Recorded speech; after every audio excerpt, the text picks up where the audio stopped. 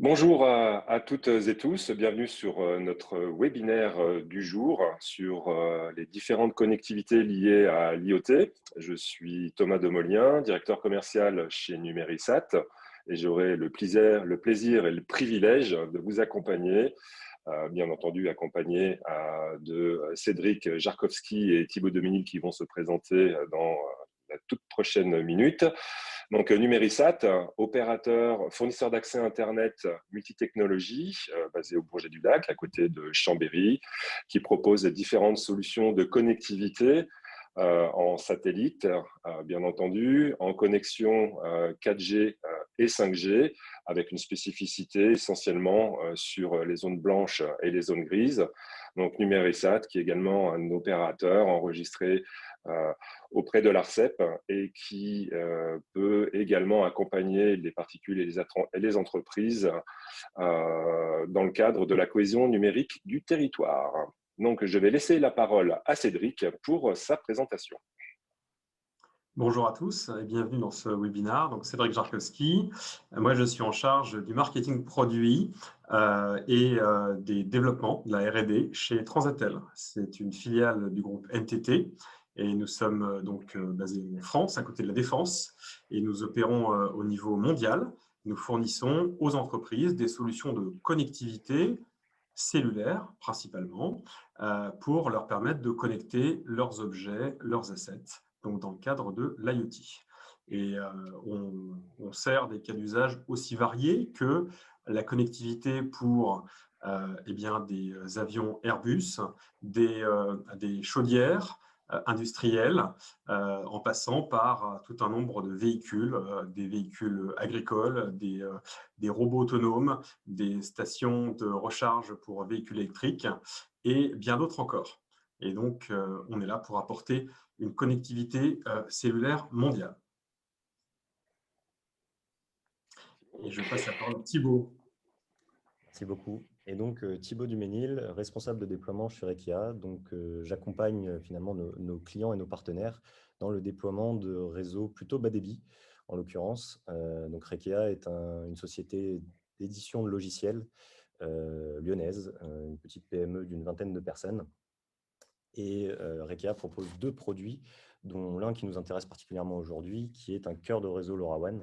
Donc, on le détaillera un peu plus loin dans le webinaire, mais le cœur de réseau LoRaWAN est vraiment la brique centrale sur un réseau bas débit appelé LoRaWAN, qui permet de connecter des devices, des objets de faible consommation pour pouvoir remonter différentes données.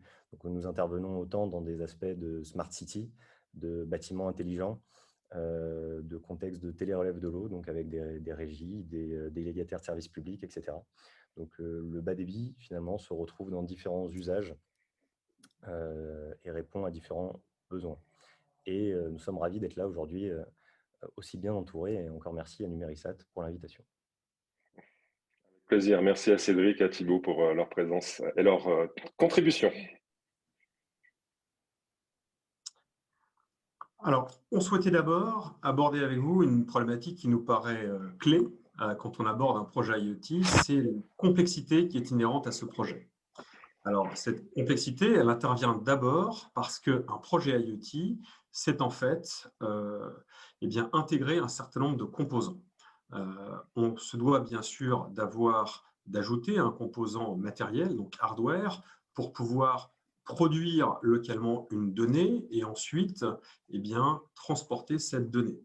Vers quoi? Vers une plateforme logicielle qui va être capable de la collecter, de la traiter et ensuite de la restituer soit vers une autre application tierce pour des processus automatisés, soit vers des utilisateurs qui vont pouvoir la prendre en compte. Et donc, sur chacun de ces ensembles et de ces briques, on a besoin d'avoir des compétences adéquates pour pouvoir les mettre en œuvre. Et l'autre clé, effectivement, c'est quels sont les choix technologiques qu'il faut qu'on fasse pour mettre en œuvre chacun de ces composants. Puisque sur chacun de ces composants, on a de multiples options qui s'offrent à nous pour réaliser notre objectif de génération de la donnée, captation et traitement. Et donc, c'est un des sujets qu'on va voir aujourd'hui, effectivement, c'est comment traiter sur le volet connectivité ces éléments de complexité, de surabondance technologique. Et puis enfin, un projet IoT démarre souvent par un premier déploiement limité pour expérimenter, un proof of concept, comme on l'appelle souvent dans l'industrie. Et l'enjeu derrière, une fois qu'on a prouvé effectivement cette première faisabilité, c'est de passer à l'échelle. Passer à l'échelle, déployer plus massivement la solution, en France bien sûr, mais aussi parfois à l'étranger. Et c'est là où d'autres difficultés peuvent intervenir. Donc, si on zoome sur la connectivité IoT, donc, elle fait partie du puzzle qu'il faut qu'on assemble effectivement pour rendre concrète notre solution IoT. Donc, c'est un des éléments clés. C'est comment je vais pouvoir transmettre la donnée de mon objet vers ma plateforme ou mon application. Donc, pour ça, on a deux critères principaux qui nous permettent de qualifier ces technologies. Le premier critère, c'est celui que vous voyez à gauche de cette slide, c'est quel est le volume de données qu'il faut que je transmette. Ce volume de données va impliquer quelque part une performance en termes de transmission des données associées aux différentes technologies réseau. Donc ici, qu'on définit de bits par seconde jusqu'à gigabits par seconde. Donc effectivement, c'est par rapport à ce premier critère de taille d'information quelque part à transférer qu'on va commencer à choisir les différentes technologies. L'autre élément qui est clé, effectivement, c'est quel est le périmètre qu'il va falloir que je couvre et dans quel périmètre, finalement, mes objets connectés vont-ils être déployés.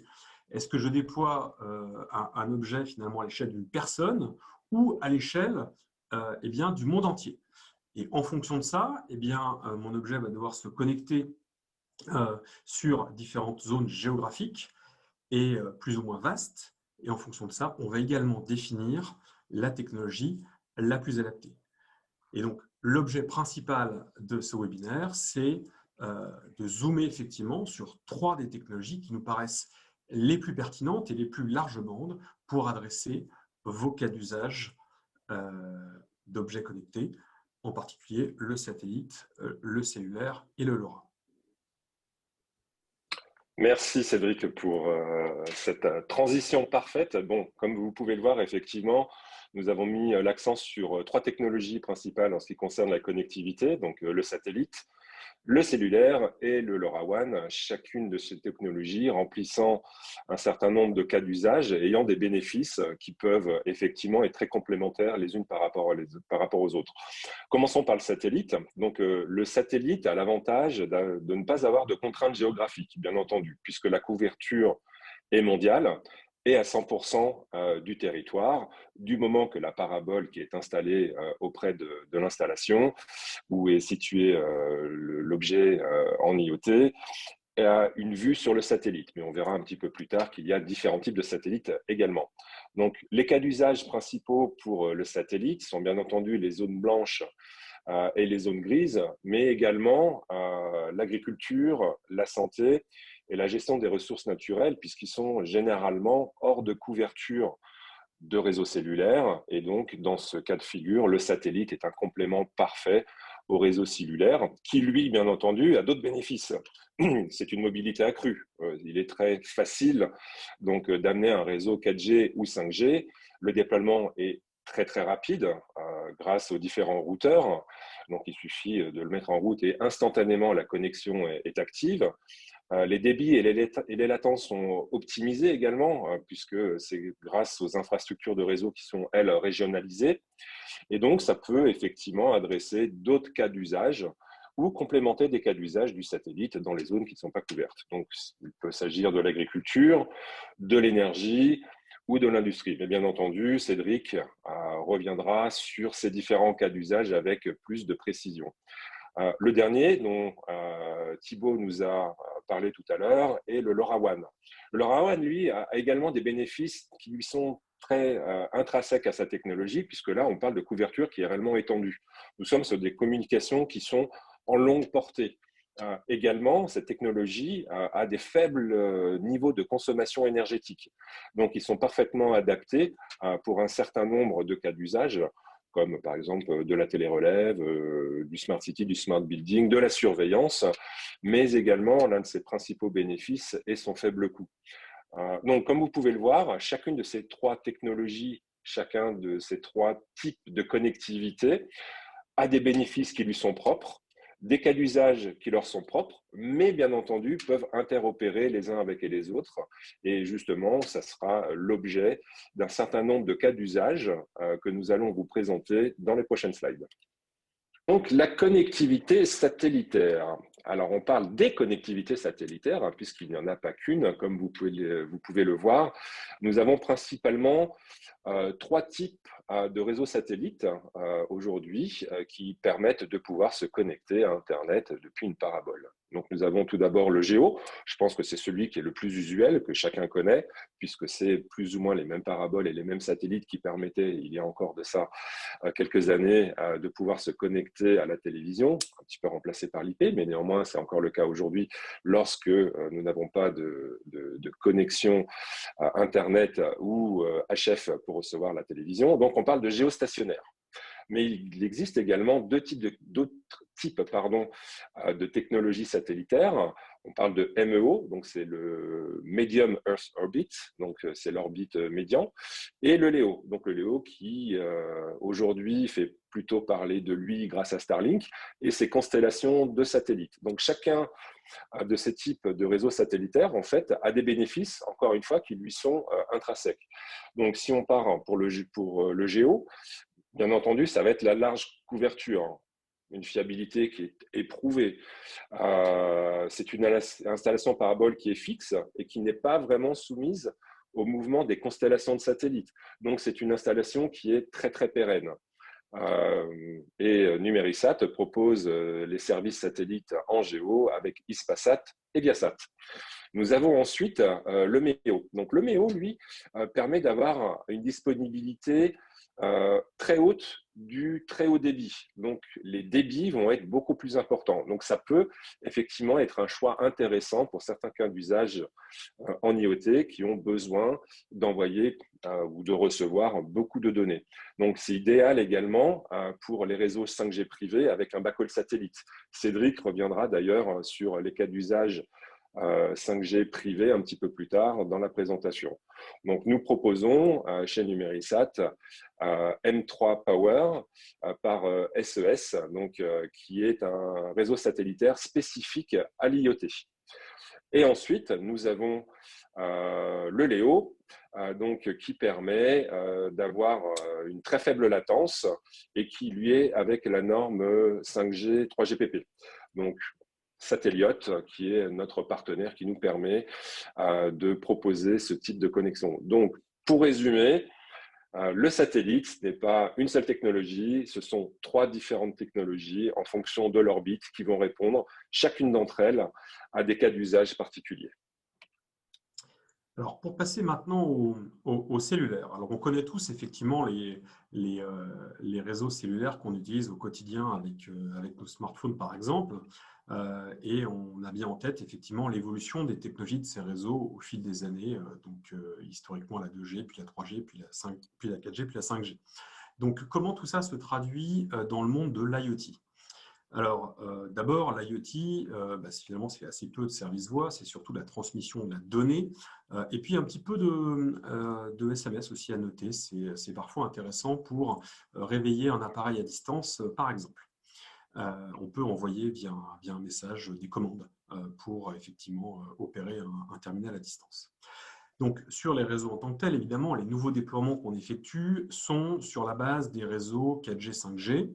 Alors, soit pour de l'accès haut débit, et effectivement, ces réseaux sont parfaitement adaptés pour ça, soit parfois avec une utilisation, on va dire, un peu plus légère, une utilisation du spectre un peu ramassée pour des problématiques de performance. Donc, les technologies de type LTE-M et encore plus NB-IoT permettent de simplifier finalement la technologie du modem. Donc, on a un coût d'objet qui est moins important et ne permet d'envoyer une quantité de données moins importante, mais permet aussi d'être un peu moins gourmande en énergie pour ce type de transmission.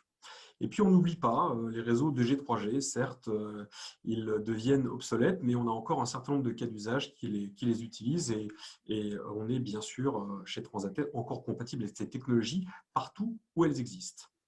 Alors, bien évidemment, le cellulaire, lui, est naturellement le plus adapté dès qu'il faut effectivement des débits plus importants.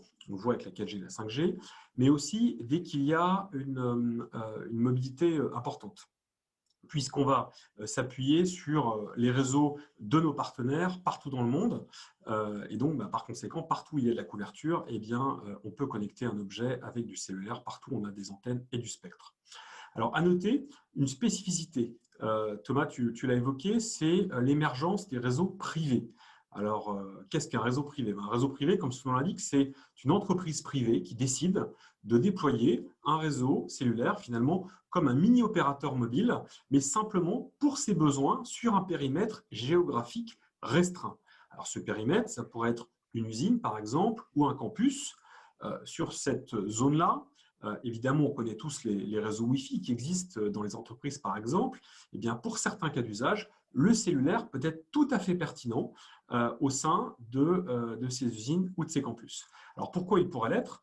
Eh bien, d'abord, c'est à partir du moment où, en tant qu'entreprise, je déploie mes propres réseaux, je maîtrise mon réseau et donc je n'ai pas à reverser d'argent pour acheter ces fameux gigabits de données que je vais transmettre. C'est mon propre réseau que j'opère. Donc ça, c'est une première raison, une raison de coût. Et puis, il y a une autre raison aussi, c'est une raison pour certains cas d'usage critiques, pour des problématiques de sécurité ou de performance. L'entreprise peut là encore déployer son propre réseau. C'est ce qu'on voit par exemple dans des usines qui utilisent par exemple des véhicules autonomes ou des cas d'usage dans des sites, on va dire, industriels critiques. Pour finir la présentation du troisième mode finalement de connectivité que nous avons choisi de vous présenter aujourd'hui, je vais vous parler de la connectivité LoRaWAN. Donc le LoRa est une technologie LPWAN, donc de la même famille que le Sigfox, par exemple, qui est né en France en 2016 à Grenoble, Cocorico, et qui permet de remonter de l'information. Et à l'inverse de ce qu'a dit Cédric sur finalement toute la connectivité cellulaire, là on est plutôt sur des très faibles débits. Un paquet LoRa, c'est maximum quelques kilo-octets. Donc on est très très loin des débits maintenant de mégabits seconde ou de gigabits atteints par certains modes de connectivité. Là, à l'inverse, on est plutôt sur des toutes petites données, des petits paquets de données, mais par contre, un volume qui peut être très important. Par exemple, un des premiers cas d'usage auxquels je pense en parlant LoRaWAN, en parlant bas débit, c'est la télérelève de compteurs d'eau. Des compteurs d'eau, on atteint rapidement des dizaines de milliers, des centaines de milliers de compteurs sur certaines agglomérations, sur certaines de nos communes. Il faut pouvoir les remonter et ce mode de connectivité est totalement propice pour remonter ce genre d'informations. Donc, vous avez sous les yeux un schéma finalement d'une architecture LoRaWAN classique. On va retrouver finalement un schéma qu'on peut retrouver par exemple sur du cellulaire. Donc, tout à gauche, vous avez les différents objets qui vont communiquer entre l'objet et la gateway, l'antenne. Nous sommes en communication LoRaWAN, donc en communication radio. C'est en Europe, le LoRaWAN est sur une fréquence qu'on appelle fréquence libre, donc libre d'utilisation. Il n'y a pas besoin de déclarer une utilisation à l'ARCEP ou quoi que ce soit. La fréquence est sur du 868 MHz. Et de par l'utilisation de cette fréquence et du protocole en lui-même, ça permet des communications très longue portée. En terrain dégagé, on arrive rapidement à des dizaines de kilomètres, à des dizaines de kilomètres selon le cas d'usage. Comme le présentait tout à l'heure Thomas, ça permet aussi une optimisation énergétique, c'est-à-dire que les objets LoRaWAN sont vendus pour des utilisations, suivant le cas d'usage toujours, mais vendus entre 5 et 15 ans de vie sur des pauvres piles alcalines assez classiques. Donc, voilà, pour une longue durée de vie des capteurs. Ces informations vont remonter donc, par ondes radio jusqu'à nos gateways qui sont ensuite connectés à ce qu'on appelle un serveur LoRaWAN. Et c'est là où on va retrouver le cœur de métier finalement de Rekia en tant qu'éditeur de logiciels, c'est de développer cette brique centrale qui permet de manager le réseau, d'opérer la remontée, d'opérer les gateways et de contrôler la remontée d'informations. Les gateways sont connectés à ce serveur LoRaWAN, cette fois-ci via un lien IP. On y reviendra un tout petit peu plus loin. Et ensuite, là, plutôt comme le présentait Cédric au tout début, l'idée, c'est d'utiliser cette donnée une fois qu'on l'a captée.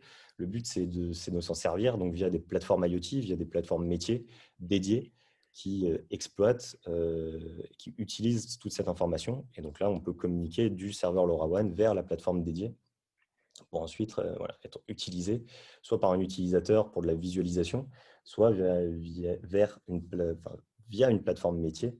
Je pense encore une fois au monde de l'eau, des outils de facturation, des outils de gestion de fuite, etc., qui permettent d'utiliser en fait toutes ces données qui sont captées, ce volume de données très important qui sont captés.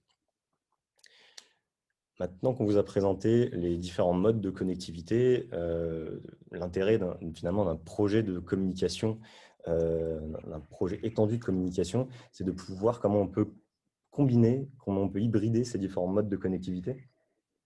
Alors pour moi, je vois plusieurs aspects allant de la robustesse, de la nécessité d'apporter de la robustesse, de la fiabilité et de la sécurité à une installation, et à l'autre extrémité du spectre, finalement, une optimisation des coûts, une optimisation des ressources, une certaine agilité sur notre système. Par exemple, ce qui vient immédiatement en tête sur un équipement qui communique classiquement via le réseau cellulaire, c'est de pouvoir avoir une redondance, finalement une voie de backup via une communication satellitaire en cas de réseau cellulaire défectueux. Donc pour ça nécessite forcément que le matériel en lui-même soit multiprotocolaire, puisse intégrer une carte SIM ou une eSIM et puisse aussi intégrer le nécessaire pour une communication satellitaire. Là, on est plutôt sur un aspect de robustesse, mais il peut y avoir une idée d'optimisation derrière. Par exemple, suivant les données qui sont remontées par l'équipement, certaines données, pour des raisons de sécurité, pour des raisons de couverture, doivent forcément remonter vers un lien satellite, alors qu'on va dire le reste des informations peuvent complètement circuler sur le réseau cellulaire. Ça va être aussi défini par le cas d'usage, finalement. Comme je disais juste avant, sur de la télérelève de compteur d'eau, il serait peut-être peu intéressant techniquement et économiquement de déployer un réseau cellulaire pour ce genre de cas d'usage, alors que le LoRaWAN est tout à fait propice à ces remontées d'informations. On parle régulièrement de territoires connectés, on parle de plus en plus finalement de territoires connectés. Un territoire connecté, ce n'est pas un réseau, c'est bien des réseaux. Et du coup, on a la nécessité d'avoir ces différentes couches, d'avoir ces différentes visus sur ces différents modes de connectivité pour pouvoir choisir et faire évoluer son projet, faire évoluer son système en fonction des besoins, en fonction de l'évolution des technologies aussi, pour pouvoir s'adapter en fonction des différents scénarios auxquels on veut répondre. Voilà, sur un territoire connecté, on se doit finalement d'avoir la vue sur ces différentes possibilités pour pouvoir les choisir au mieux en fonction du cas d'usage. Et c'est finalement cet ensemble, cette combinaison des différentes technologies qui permet d'avoir un système global qui soit robuste, flexible et qui soit économiquement adapté à nos cas d'usage. Transition parfaite, merci beaucoup Thibaut, puisque justement nous allons parler maintenant des différents cas d'usage. Voilà. Effectivement, sur le cas d'usage cellulaire LoRaWAN, finalement, le premier qui me vient en tête, c'est sur le déploiement des antennes, donc le déploiement des gateways. On a remis un schéma sur la droite de votre écran. Donc, la communication entre l'objet et la gateway se fait via des communications radio. Mais une fois que c'est stocké finalement dans cette antenne, dans cette gateway, on a besoin de remonter cette donnée via un lien IP. Pour rien vous cacher, la plupart des déploiements que nous faisons, les antennes sont installées sur des sites isolés, sur des châteaux d'eau, sur des réservoirs d'eau. Voilà, c'est forcément des sites, la plupart du temps en tout cas, des sites isolés. C'est très rare que la fibre ou la DSL arrive jusqu'à ces sites. Il n'y a aucun intérêt pour une collectivité de câbler un réservoir d'eau qui est très isolé dans la campagne. Donc, il va falloir remonter l'information de la gateway jusqu'au serveur LoRaWAN. Et pour ça, on a une nécessité d'avoir une connexion cellulaire qui soit fiable, qui nous permettent d'assurer un déploiement finalement, peu importe le territoire, donc en France métropolitaine, à l'étranger, et d'avoir toujours la meilleure qualité du réseau sur place. Donc, à titre personnel, sur les déploiements que Rekia effectue, nous utilisons des cartes multi-opérateurs Numérisat qui nous permettent déjà d'assurer une connectivité, peu importe le territoire. Et ensuite, la capacité de la carte multi-opérateur permet d'être sûr d'avoir toujours le meilleur réseau sur place avec une bascule automatique en fonction de la qualité du signal, sur la zone où nous déployons l'antenne. Sur le cas d'usage LoRaWAN satellite, Rekia est en partenariat, pour donner un exemple, Rekia est en partenariat avec le Centre spatial universitaire de Grenoble. Donc, on contribue finalement au financement d'un projet scientifique qui s'appelle SingSat 2, parce qu'il y a eu SingSat 1 avant qui malheureusement n'a pas pu aboutir, qui a comme objectif de déployer le microsatellite Stork 2 pour faire différentes études, mais entre autres, une des études est l'usage de l'IoT sur des zones isolées. Donc, on va retrouver tout l'intérêt du satellite, de pouvoir aller couvrir des zones blanches, des zones désertiques, des sommets de volcans, par exemple, pour étudier toute la sismologie pour pouvoir placer des capteurs au sommet de volcans sans avoir besoin d'avoir des personnes sur place, etc. Pour couvrir les zones en haute mer. Voilà. Donc, il y a plusieurs cas d'études, cas d'usage qui sont à l'étude sur de la communication LoRaWAN finalement via des satellites. Alors, on est plutôt sur des orbites basses par rapport au schéma de présentation de Thomas tout à l'heure. Et Rekia, sur ce projet-là, participe au projet finalement en analysant ce que le satellite va bien vouloir nous envoyer. Donc, des capteurs seront intégrés au microsatellite et depuis les réseaux déployés sur le territoire, déployés par nos différents clients et partenaires, l'objectif est de mesurer et analyser les différentes communications pour vérifier la faisabilité potentiellement de déploiement LoRaWAN via des communications, via des satellites. Et c'est un segment qui se développe énormément. Il y a plusieurs sociétés qui proposent déjà ce genre de service, donc finalement de déployer son réseau, mais au lieu de le déployer sur Terre, de le déployer via des microsatellites en orbite basse. Donc Thibaut nous a effectivement présenté un certain nombre de cas d'usage qui combinaient à la fois le satellite, mais également le réseau cellulaire. Donc moi, je vais faire un petit focus sur une de nos installations pour un de nos clients, donc qui est la télégestion des réseaux d'eau et d'assainissement. Donc notre client a un certain nombre de sites qui sont relativement isolés, mais a une contrainte particulière, c'est de mettre en place un réseau privé VPN pour sécuriser ces données. Donc, l'objectif était bien entendu que ce réseau privé soit tout le temps accessible et qu'il n'y ait pas de perte de données. Donc, voilà, contrainte relativement simple, mais techniquement un petit peu plus compliquée. Donc, nous avons opté pour mettre en place un réseau satellitaire, donc qui est la technologie principale qui est utilisée dans le cadre de ce projet. Et encore une fois, nous sommes sur des sites qui sont pour la plupart non pas hors couverture, mais avec une couverture réseau cellulaire un petit peu plus compliquée. Donc, raison pour laquelle nous avons choisi le satellite, mais néanmoins avec un backup, avec des cartes SIM. Donc, dans le cas où effectivement le réseau satellitaire ou une des liaisons sur l'un, soit des châteaux d'eau ou des différents sites de notre client tombe, à ce moment-là, automatiquement, une carte SIM prend le relais et permet à ces différents sites de pouvoir communiquer et de pouvoir envoyer leurs données, notamment de télémétrie. Ça peut être sur des capteurs d'humidité, ça peut être effectivement sur des capteurs de pression. Donc, il y a un certain nombre d'informations qui sont remontées. Mais, encore une fois, le principal levier pour ce projet était la sécurisation des données, sachant que dans ce cas très précis, lorsqu'on est en connexion satellite, il n'y a pas de liaison avec Internet. On est vraiment dans un circuit qui est très fermé pour pouvoir sécuriser ces données.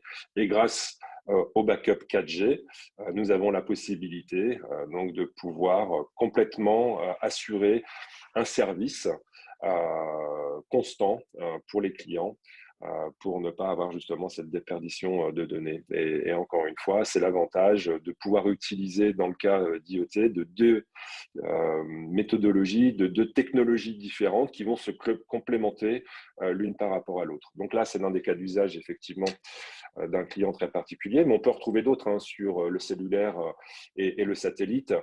On peut parler, par exemple, de la logistique et le transport maritime. Donc où là, on va avoir des solutions hybrides qui vont utiliser à la fois de la connexion cellulaire quand on va être dans les zones urbaines ou portuaires, et puis de la connexion satellite, par exemple, lorsqu'on va être en mer ou quand on est dans des régions qui sont éloignées ou pas couvertes. Donc là, ça permet, par exemple, d'avoir un suivi en temps réel des navires, des conteneurs, des camions, et j'en passe. Sur l'agriculture intelligente, qui est je dirais un sujet qui est de plus en plus important, avec notamment un certain nombre d'initiatives européennes sur le sujet, où on va retrouver des fermes et des exploitations agricoles. Donc elles sont situées dans des zones rurales ou éloignées. Et encore une fois, la solution hybride permet aux capteurs IoT d'utiliser à la fois la connexion cellulaire pour la collecte des données en temps réel, mais lorsque les zones ne sont pas couvertes par les réseaux cellulaires, la connectivité satellite, elle, peut prendre le relais donc, sur ces zones qui sont plus isolées. Donc, ça permet une surveillance continue des conditions de culture, la gestion de l'irrigation, du bétail, et ça permet une optimisation des ressources. Un autre cas d'usage est la gestion des catastrophes et des secours d'urgence. Je crois que Cédric, d'ailleurs, va un petit peu plus précisément un petit peu plus tard. Donc, juste pour revenir sur l'hybridation, bien entendu, on va utiliser une connexion cellulaire pour les opérations de secours dans les zones urbaines et périurbaines, ça paraît tout à fait logique, mais néanmoins, la connexion satellite pour les zones rurales ou lorsque les infrastructures ont été détruites peut être effectivement un très bon secours qui permet de recréer un backhaul quasiment instantanément. Donc les avantages, c'est d'avoir une communication qui est très fiable pour les équipes de secours qui permet aussi d'avoir un suivi de la coordination.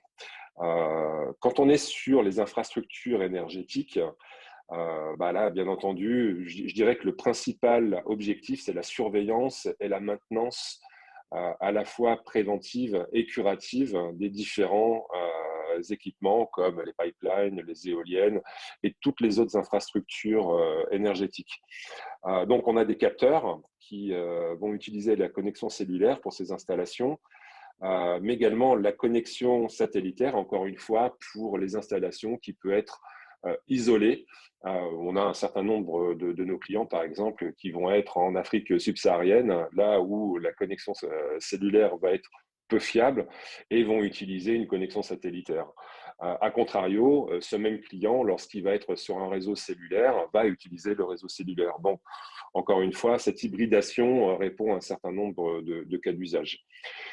Et puis, bien entendu, il y a l'exploitation et l'exploration minière avec des zones qui sont situées dans des zones très reculées et donc qui ne permettent pas d'utiliser un réseau cellulaire optimisé. Et donc, dans ces cas-là, on va à la fois coupler donc, le satellite et le cellulaire.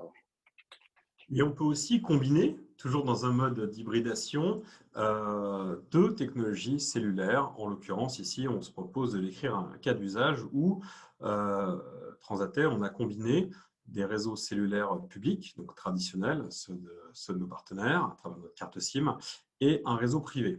Donc le cas d'usage, en l'occurrence, c'est la Coupe du monde de rugby.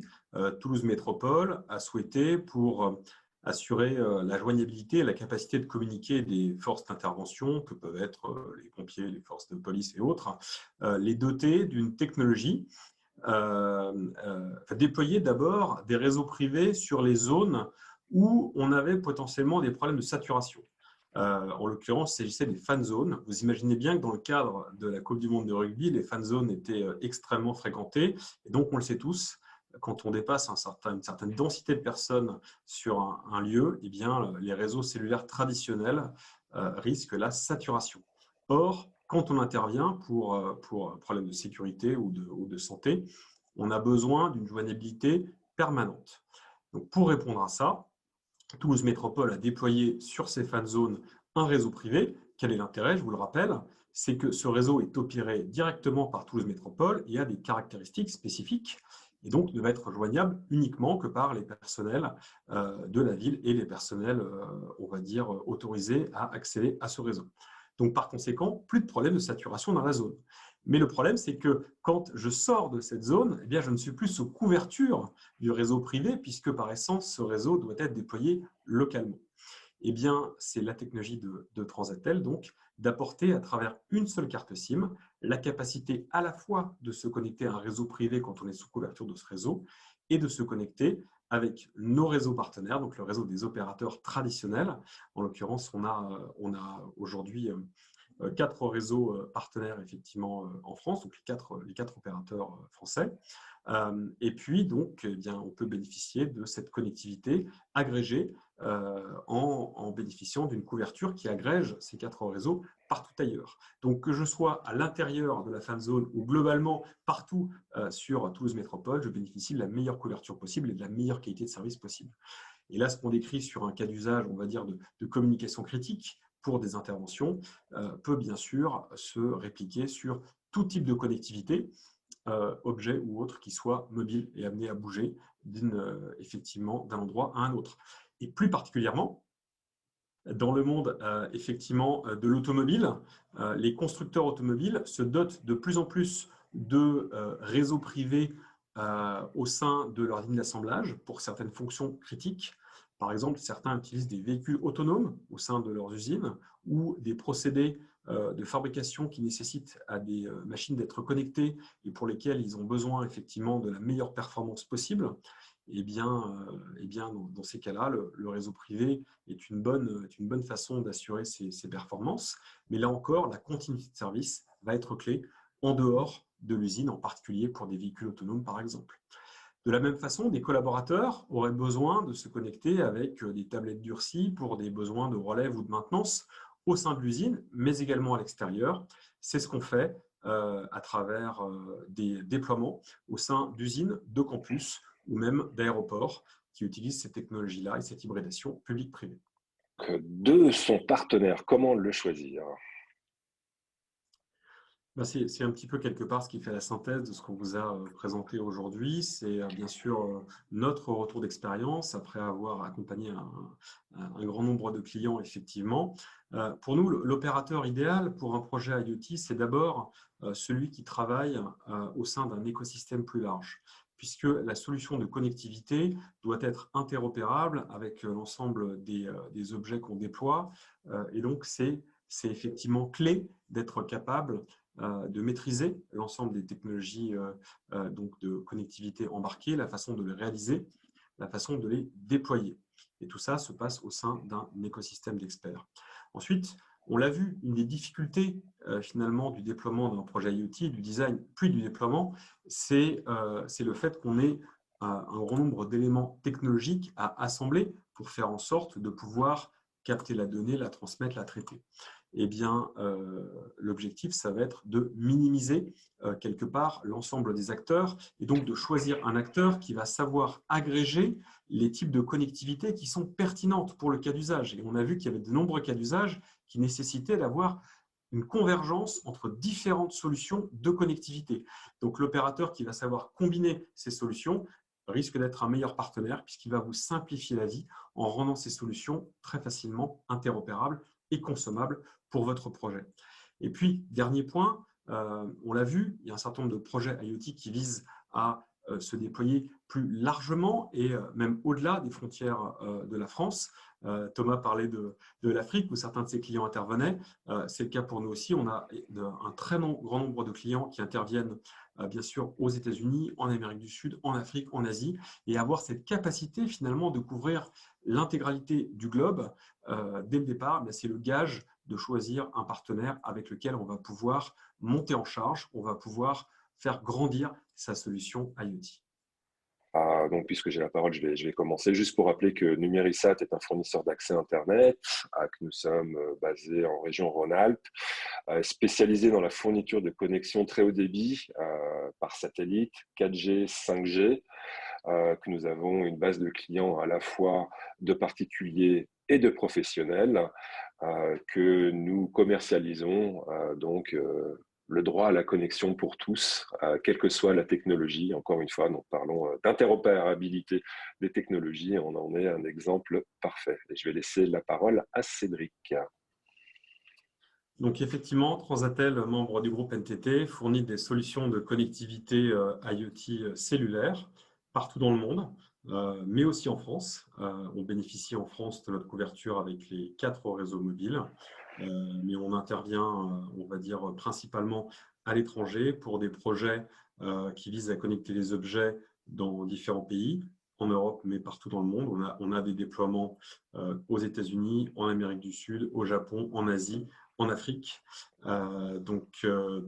Pour tous les cas d'usage, comme je le disais, il s'avère que le transport est le cas d'usage qu'on adresse le plus de par la nature des objets à connecter en mobilité, mais ce n'est pas du tout le seul. On adresse aussi des capteurs au bord des routes, comme je le disais, des équipements industriels connectés et autres. Donc, notre enjeu, effectivement, c'est d'agréger le service de l'ensemble des opérateurs mobiles à travers une carte SIM, physique ou virtuelle, pour insérer la connectivité dans votre objet. Et ça peut être fait dès la construction de l'objet en usine. Et pour boucler la boucle, finalement, Rekia, donc, en tant qu'éditeur de logiciels, est un expert des déploiements réseau bas débit, principalement effectivement le LoRaWAN, qui permet d'adresser des différents cas d'usage, mais comme la télérelève de compteurs d'eau, la télérelève de compteurs intelligents, peut être différents fluides, électricité, gaz. Voilà. Et Rekia se veut vraiment expert de la partie cœur de réseau LoRaWAN, qui est une installation, enfin, qui est une brique indispensable sur un réseau bas débit et qui vient parfaitement finalement en complément de réseaux cellulaires et comme on l'a détaillé pendant le webinaire, qui s'appuie lourdement sur la technologie cellulaire, voire satellitaire. Parfait. Ben, écoutez, un grand merci à tous pour votre présence. Un grand merci pour tous ceux qui nous ont écoutés. Nous espérons que nous aurons répondu à vos différentes interrogations. Vous pourrez retrouver un enregistrement de ce webinaire dont le lien vous sera envoyé par email, mais je vous invite également à aller vous abonner sur les pages LinkedIn de chacune des sociétés qui étaient présentes aujourd'hui pour retrouver nos différents interlocuteurs, donc Cédric, Thibaut et moi-même. Et bien entendu, n'hésitez pas à contacter l'un d'entre nous pour un sujet spécifique. Vous avez bien compris nos différences, mais néanmoins, nous sommes tous partenaires les uns avec les autres. Donc, nous restons bien entendu à votre écoute. Merci à tous. Merci. Merci beaucoup.